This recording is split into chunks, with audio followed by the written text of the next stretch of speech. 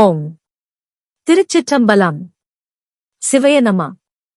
தினம் ஒரு திருமந்திரம். இரண்டாம் தந்திரம் காமிகாகமம்.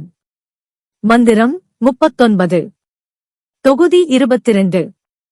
குருநிந்தை, அதாவது ஆசிரியரை அவமதித்தல். பாடல் 517. ஈசனடியார் இதயம் கலங்கிடத். தேசமும் நாடும் சிறப்பும் அழிந்திடும்.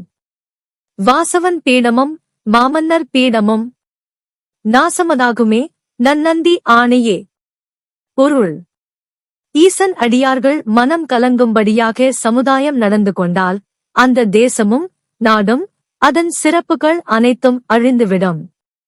தேவர்களின் தலைவன் இந்திரன் வழங்கும் இயற்கை கொடையும் மற்றும் மாபெரும் மன்னர்களின் ஆட்சி முறை அனைத்தும் அழிவுக்கு உள்ளாகும் என்பது நந்தி நாதரின் சத்திய வாக்கு.